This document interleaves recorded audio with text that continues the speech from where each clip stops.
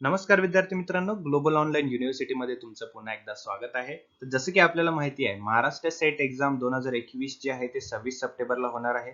तर खूप कमी कालावधी उरलेला आहे आणि या कमीत कमी कालावधीमध्ये जास्तीत जास्त युनिट आपण कव्हर करणार आहोत. तर त्यासाठी पेपर 1 प्रिपरेशनसाठी आपण सराव प्रश्नपत्रिका जी आहे ते सुरू केलेली आहे. तर आजची आपली 18th मॉक टेस्ट आहे, म्हणजे 18वी मॉक टेस्ट आहे. तर आजच्या लेक्चरमध्ये आपण 50 महत्त्वपूर्ण प्रश्न information and technology, communication technology या युनिटवरती बघणार आहोत. ठीक आहे. तर मित्रांनो, मी तुम्हाला खात्री देतो की हा व्हिडिओ तुम्ही शेवटपर्यंत बघाल तर तुमचा इन्फॉर्मेशन अँड कम्युनिकेशन टेक्नॉलॉजी हा जो युनिट आहे तो एकदम पक्का होणार आहे.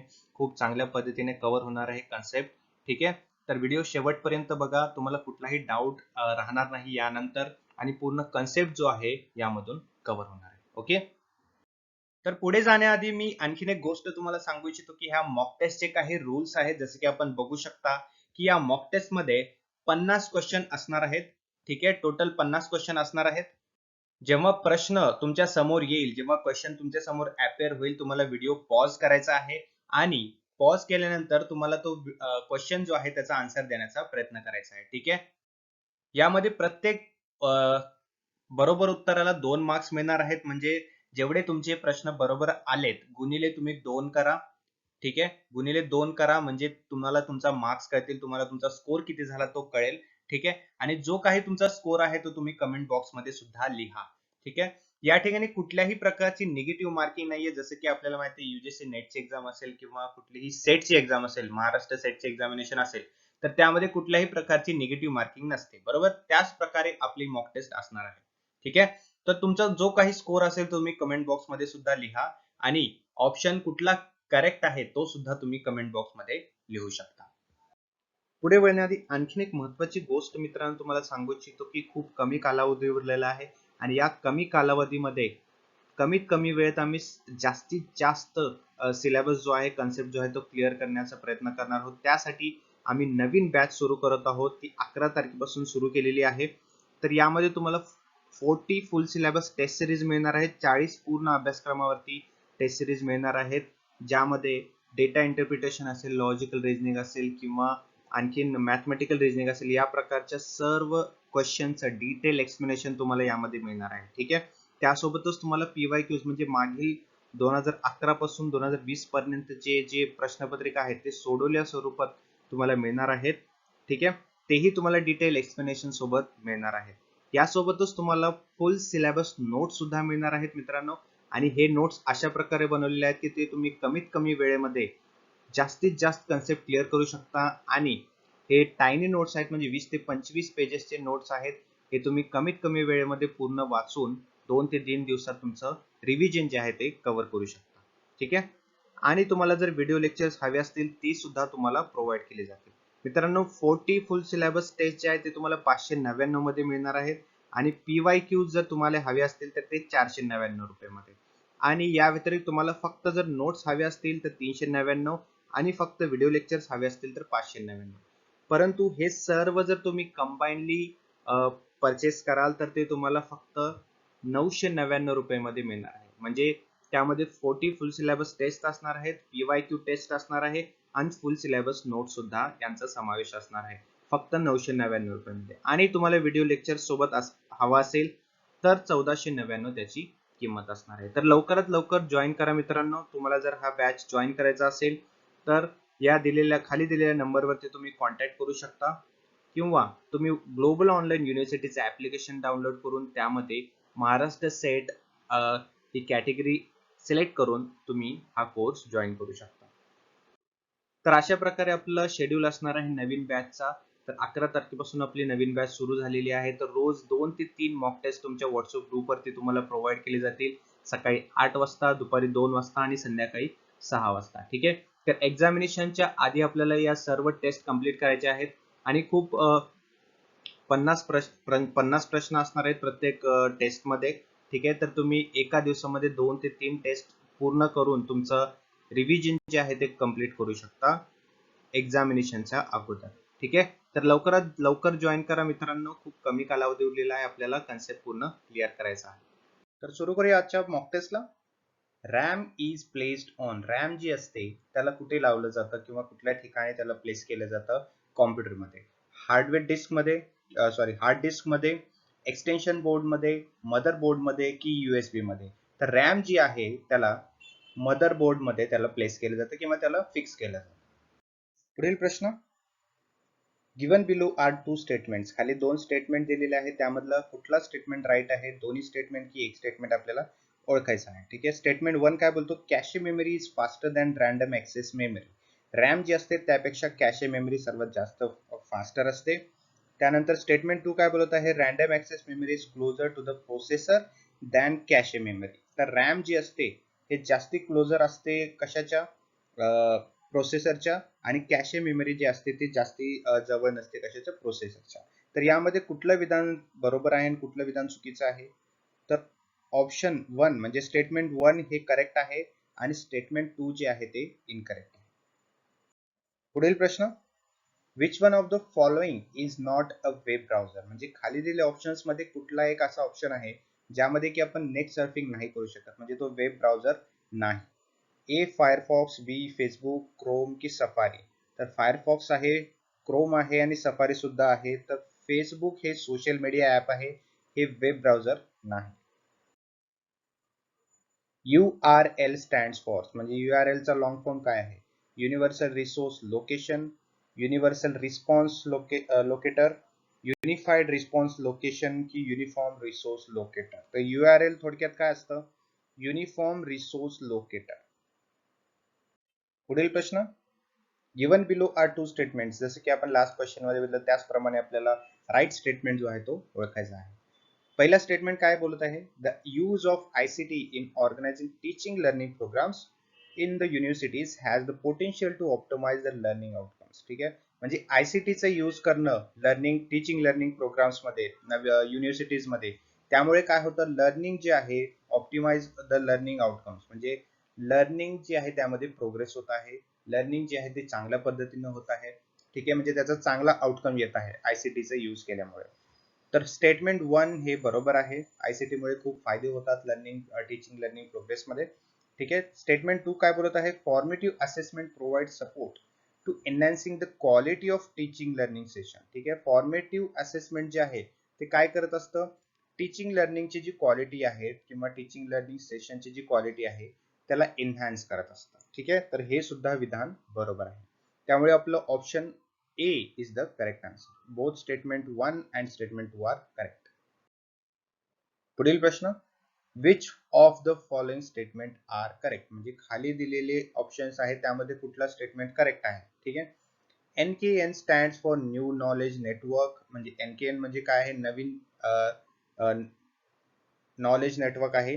त्यानंतर MOOCs are offline courses, MOOCs are offline courses नाही, MOOCs हे ऑनलाईन कोर्सेस आहेत. National super computing mission is government of India initiative.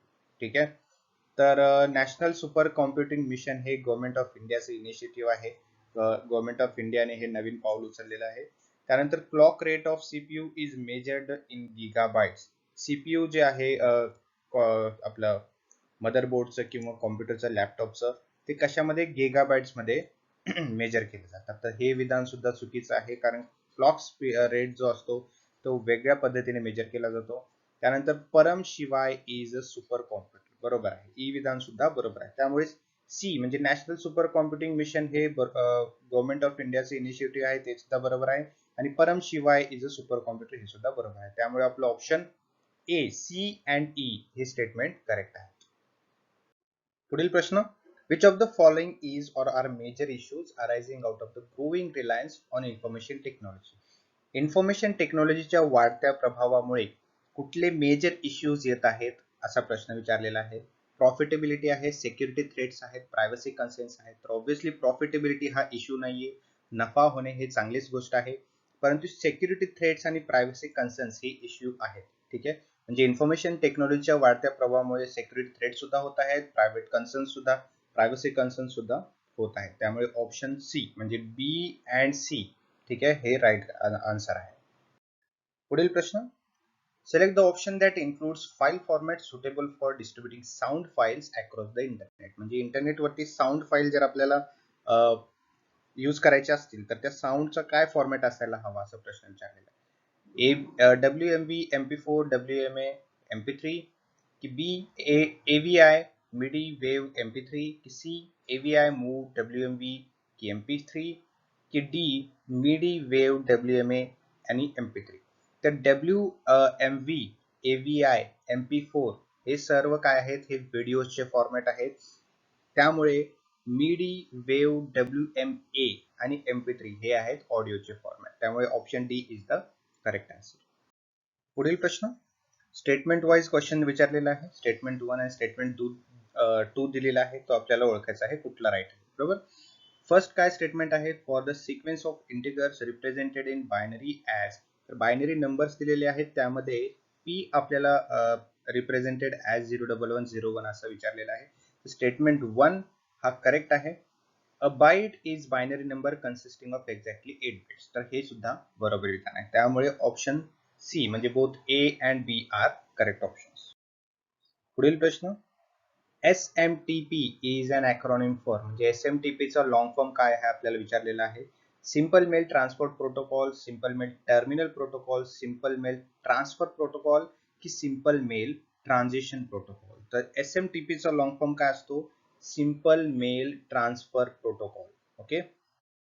पुढील प्रश्न which of the following open source e learning platform has been developed by IIT Kanpur. ठीक आहे. तर IIT कानपूरच्या कडून एक नवीन ई लर्निंग प्लॅटफॉर्म जे आहे ते त्यांनी इनिशिएटिव्ह घेऊन ओपन केलं होतं.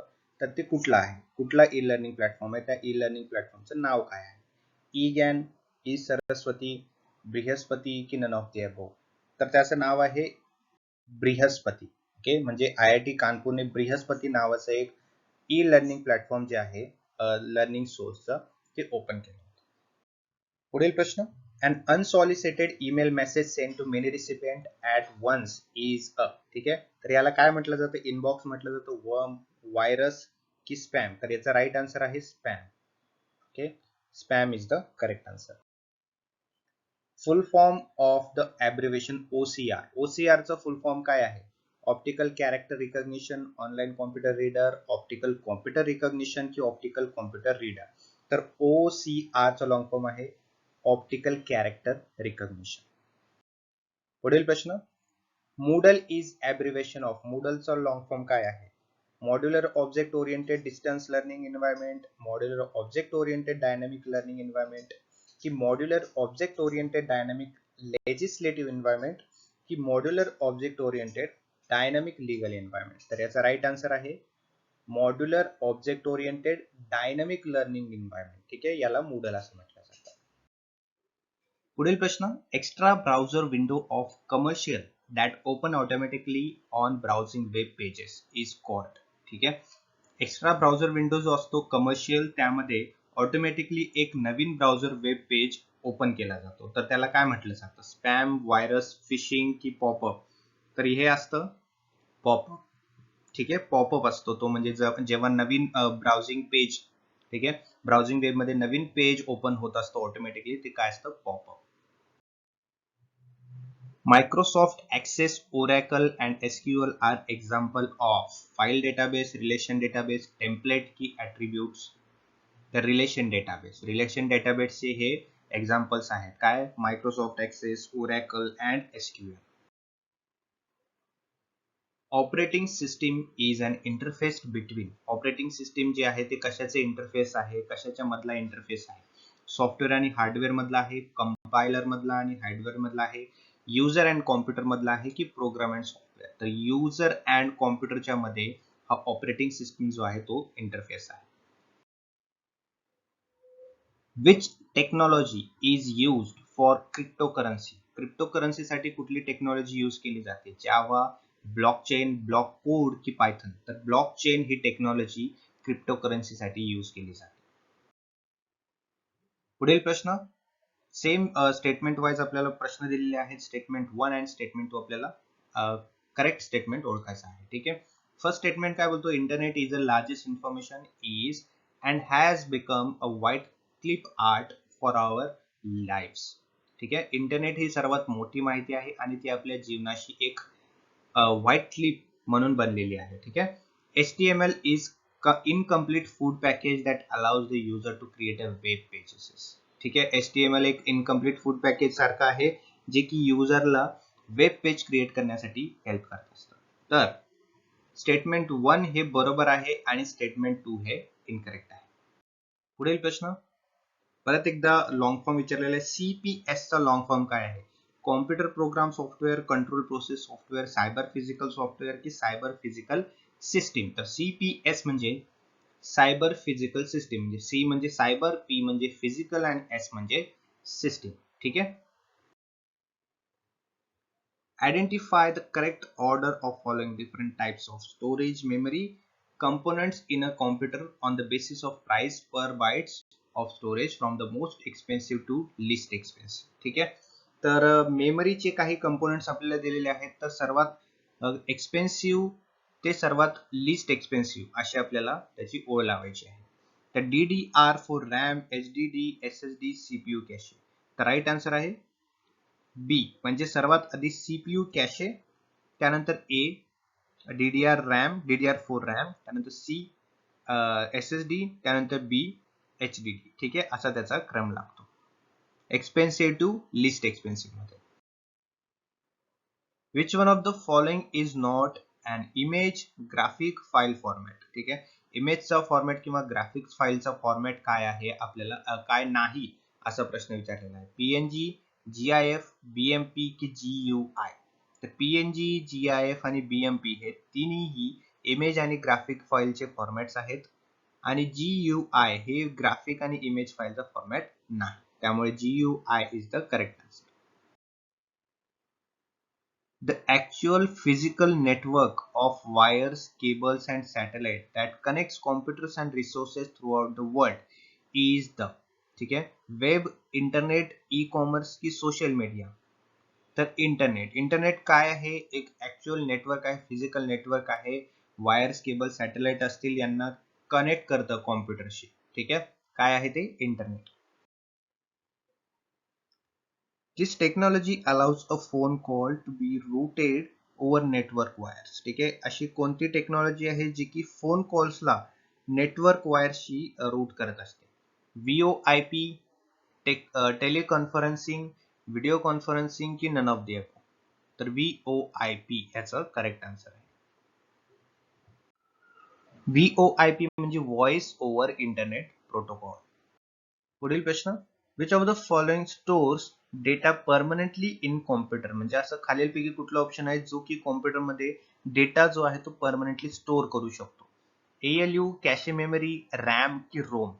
तर ROM is the correct answer. ROM जो आहे तो कॉम्प्युटरमध्ये डेटा सर्वात जास्ती स्टोअर करत असतो, ते पण permanently. Which one among the following is the main system board of a computer? कॉम्प्युटरचा मेन सिस्टीम बोर्ड काय आहे? CPU आहे, कीबोर्ड आहे, मायक्रोचिप आहे की मदरबोर्ड. तर मदरबोर्ड हा कॉम्प्युटरचा मेन सिस्टीम आहे ज्यामधून सर्व काम आहेत किंवा कुठलीही सिस्टीम आहे, USB असेल, माऊस असेल, आपल्याला स्क्रीन डिस्प्ले जी होते, त्यानंतर रॅम जी लागते, रोम जी लागते, या सर्व गोष्टी मदरबोर्डला फिट होत असतात, म्हणून ह्याला मेन सिस्टीम म्हटलं जातं कॉम्प्युटरचं. C++ काय आहे? C++ कशाचं पद्धत आहे, काय आहे, याला काय म्हटलं जातं? अँड ऑपरेटिंग सिस्टीम आहे, प्रोग्रामिंग लँग्वेज आहे, सॉफ्टवेअर आहे की नन ऑफ दीज? तर C++ हे एक प्रोग्रामिंग लँग्वेज आहे. ठीक आहे. Which among the following is modifier की. खाली दिलेल्या ऑप्शन्स मध्ये कुठला एक ऑप्शन आहे ज्याला की मॉडिफायर की असं सुद्धा संबोधलं जातं?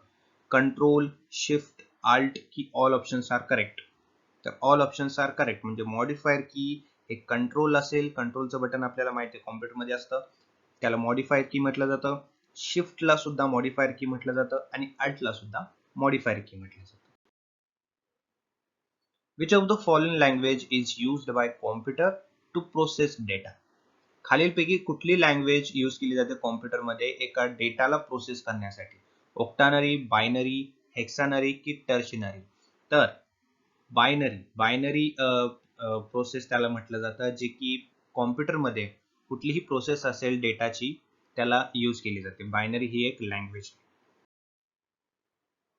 Protocol used for sending an email is, email send करण्यासाठी प्रोटोकॉल यूज केला जातो तो कुठला आहे? HTTP आहे, FTP आहे, POP3 आहे की SMTP? तर SMTP is the correct answer.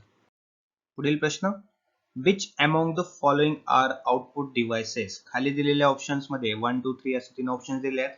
त्यामध्ये आउटपुट डिव्हाइस आपल्याला कुठला आहे तो ओळखायचा आहे. स्कॅनर, स्पीकर की प्लॉटर? तर बोथ सेकंड अँड थर्ड म्हणजे स्पीकर आणि प्लॉटर हे दोन्ही आउटपुट डिव्हाइसेस आहेत. स्कॅनर हा इनपुट डिव्हाइस आहे. पुढील प्रश्न, in computers a DVD ROM is, DVD ROM काय असतं? डीव्हीडी रोम एक अशी एक ऑप्टिकल स्टोरेज मीडिया आहे ज्याला फक्त एकाच वेळी रिटर्न केलं जातं. रिटर्न म्हणजे त्यामुळे एकाच वेळी स्टोअर केलं जातं. त्याला डिलीट किंवा त्याला परत एकदा आणखीन काही वेगळ्या गोष्टी स्टोअर करायचे असेल तर ते करता येत नाही. It can be written only once. With regards to computer memory which of the following statement is true? ठीक आहे, कॉम्प्युटर मेमरीच्या रिगार्डिंग कुठला स्टेटमेंट ट्रू आहे आपल्याला ओळखायचं आहे. Cache memory is volatile memory, magnetic memory volatile memory, flash memory is volatile memory and RAM is volatile memory. तर option A आणि डी म्हणजे cache memory is volatile memory आणि रॅम इज वॉलेटाइल मेमरी हे दोन्ही option true आहे. पुढील प्रश्न, the recycle bin in an Windows OS contains files deleted from the, recycle bin जे असतं विंडोज ओएस मध्ये ऑपरेटिंग सिस्टीम मध्ये ते जे फाइल्स कंटेन करत असतं डिलीटेड ते कशातून आलेले असतात? हार्ड ड्राईव्ह मधून आलेले असतात, पेन ड्राईव्ह मध्ये मधून आलेले असतात की CD रोम मधून आलेले असतात? तर option A is the correct answer म्हणजे हार्ड ड्राईव्ह मधून जे डिलीट केलेले फाइल्स असतात ते रिसायकल बिन मध्ये स्टोअर होत असतात. पुढील प्रश्न, identify the correct order of the fall in computer name is on the basis of increasing memory access time from low to high. Low to high आपल्याला बघायचं आहे. Registers, main memory, secondary memory and cache memory. तर याचा sequence कसा असेल low to हाय? तर पहिला ए असेल रजिस्टर्स, त्यानंतर डी म्हणजे कॅशे मेमरी, त्यानंतर बी म्हणजे मेन मेमरी आणि त्यानंतर सेकंडरी मेमरी. ठीक आहे, म्हणजे A, D, B and C. ठीक आहे, B option is the correct answer. पुढील प्रश्न स्टेटमेंट वाइज क्वेश्चन विचारलेला आहे. स्टेटमेंट 1 काय बोलत आहे? Minimum number of bits to store any 3 digits decimal numbers is 10. ठीक आहे, आणि सेकंड स्टेटमेंट काय बोलत आहे? The data in a digital computer is stored in a term of bits or bytes where 1 petabyte is equal to 250th bits. Okay, तर दोन्ही statement मध्ये statement 1 is true म्हणजे पहिला स्टेटमेंट करेक्ट आहे आणि सेकंड स्टेटमेंट चुकीचा आहे. Identify the correct space on the following. खाली दिलेल्या ऑप्शन्स मध्ये करेक्ट स्पेस जो आहे तो आपल्याला ओळखायचा आहे. AVI म्हणजे काय असतं? File transfer protocol. एक्सेल जे असतं word processing software. HDD cloud storage facility आणि उबंतू ऑपरेटिंग सिस्टीम. तर यामध्ये करेक्ट ऑप्शन काय आहे? करेक्ट स्पेस काय आहे? तर Ubuntu. Ubuntu is the operating system. That statement is correct. BCD stands for. BCD चा लॉंग फॉर्म काय आहे? बायनरी कोडेड डेसिमल आहे, बायनरी कोड डिजिट आहे, बिट कोडेड डेसिमल आहे की बिट कोडेड डिजिट आहे? तर BCD, B for binary, C for coded and D for decimal म्हणजे बायनरी कोडेड डेसिमल असा त्याचा लॉंग फॉर्म आहे. पुढील प्रश्न, which one of the following allows a phone call to be routed over a network wires? तर हा प्रश्न अगोदर पण विचारलेला आहे. तर याचा राईट आन्सर काय आहे? VoIP. Which one of the following represents 1 trillion characters? खाली दिलेल्या ऑप्शन्स मध्ये कुठला एक असा ऑप्शन आहे जो की 1 ट्रिलियन कॅरेक्टर्स दर्शवित असतो, रिप्रेझेंट करत असतो? 1 किलोबाइट, 1 मेगाबाइट, 1 गिगाबाइट की 1 टेराबाइट? तर 1 terabyte is equal to what? 1 trillion characters त्यामध्ये असतात. पुढील प्रश्न, scrambling of data before transmission across a network to avoid manipulation by third party is. तर नेटवर्कमध्ये मॅनिप्युलेशन ऑफ थर्ड पार्टीला अवॉइड करण्यासाठी, ठीक आहे, ट्रान्समिशनच्या अगोदर जी स्क्रॅम्बलिंग केली जाते त्याला काय म्हटलं जातं? प्रोटेक्शन म्हटलं जातं, परम्युटेशन, डिटेक्शन की इन्क्रिप्शन? तर त्याला इन्क्रिप्शन असं म्हटलं जातं. म्हणजे ज्यामध्ये की थर्ड पार्टीला जे एजंट असतात वगैरे काही असेल त्याच्या मॅनिप्युलेशन कडून जर आपल्याला त्याचं मॅनिप्युलेशन अवॉइड करायचं असेल तर त्यासाठी काय केलं जातं, स्क्रॅम्बलिंग केली जाते, त्याला म्हटलं जातं इन्क्रिप्शन. पुढील प्रश्न, GIF, JPG, BMP, PNG are used as extension for files which store. ठीक आहे, GIF, JPG, BMP आणि PNG हे कुठल्या फाईलचे फॉर्मॅट्स आहेत? टेक्स्ट डेटाचे, ऑडिओचे, व्हिडिओचे की इमेज डेटाचे? तर इमेज डेटाचे. ठीक आहे, तर इमेज डेटाचे हे जे फाईल फॉर्मॅट आहेत ते यूज केले जातात एक्सटेन्शन साठी. ठीक आहे, जे की स्टोअर केले जातात कुठल्याही स्टोरेजमध्ये. पुढील प्रश्न, when IT Act 2000 came in to effect, म्हणजे कोणत्या सालापासून IT Act 2000 जे आहे ते कामकाजात सुरू केलं? ऑक्टोबर 17 2000 की 2000 नोव्हेंबर 11, 2001 ऑक्टोबर 17 की 2001 नोव्हेंबर 11? तर ऑप्शन ए म्हणजे 17 ऑक्टोबर 2000 या वेळेला IT Act 2000 जे आहे it is came in to force. पुढील प्रश्न, the first programming language was, सर्वात अगोदर सर्वात पहिल्यांदा प्रोग्रामिंग लँग्वेज कुठली सुरू झाली? पर्ल, फोर्ट्रॅन, व्हिज्युअल बेसिक की सी? तर Fortran is the correct answer, म्हणजे Fortran, B option is the correct answer. हे यामध्ये सर्वच ऑप्शन चुकून राईट झालेले आहेत, तर यामध्ये फक्त B option is the correct answer, म्हणजे Fortran is first programming language. Which of the following language is used to access data from a database? ठीक आहे, डेटाबेस मधून डेटा ऍक्सेस करण्यासाठी कुठली लँग्वेज यूज केली जाते? ASP.NET, जावा, SQL की C++? तर SQL ही एक लँग्वेज आहे जी की यूज केली जातात डेटा ऍक्सेस साठी. ठीक आहे, डेटाबेस मध्ये जो डेटा असतो त्याला ऍक्सेस करण्यासाठी SQL ही लँग्वेज यूज केली जाते. पुढील प्रश्न, how many bits IP address contains? IP address मध्ये किती बीट्स असतात? 64 बीट्स असतात, 32 बीट्स, 128 बीट्स की 256 बीट्स असतात? तर IP ऍड्रेस मध्ये टोटल 32 बीट्स असतात. ठीक आहे. पुढील प्रश्न, processed data is non as. Process data काय असतो? प्रोसेस डेटाला काय म्हटलं जातं? डेटा म्हटलं जातं, इन्फॉर्मेशन म्हटलं जातं, नॉलेज म्हटलं जातं की अनालिसिस म्हटलं जातं? तर प्रोसेस डेटाला काय म्हटलं जातं? इन्फॉर्मेशन. ठीक आहे, information is what? Information is processed. Which of the following is an operating system for computers? कॉम्प्युटर्ससाठी जी ऑपरेटिंग सिस्टीम यूज केली जाते ते खाली दिलेल्या ऑप्शन्स मध्ये कुठली आहे? लिनक्स आहे, सॉरी, लिंक्स आहे, लिनक्स आहे, लॅटिस आहे की पोर्टल आहे? तर कॉम्प्युटरमध्ये ऑपरेटिंग सिस्टीम यूज केली जाते ती आहे लिनक्स. ठीक आहे, लिनक्स ही फक्त ऑपरेटिंग सिस्टीम आहे, त्यानंतर लिंक्स असेल, लॅटिस असेल, पोर्टल असेल हे ऑपरेटिंग सिस्टीम नाही. Which is not language translator? खाली दिलेल्या ऑप्शन्स मध्ये कुठला असा एक ऑप्शन आहे जो की लँग्वेज ट्रान्सलेटर नाही?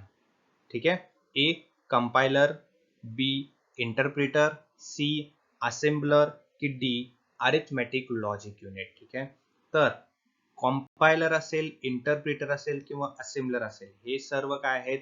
लँग्वेज ट्रान्सलेटर आहेत, परंतु अरिथमेटिक लॉजिक युनिट हे काय आहे? अरिथमेटिक लॉजिक युनिट लँग्वेज नाही, सॉरी, लँग्वेज ट्रान्सलेटर नाही.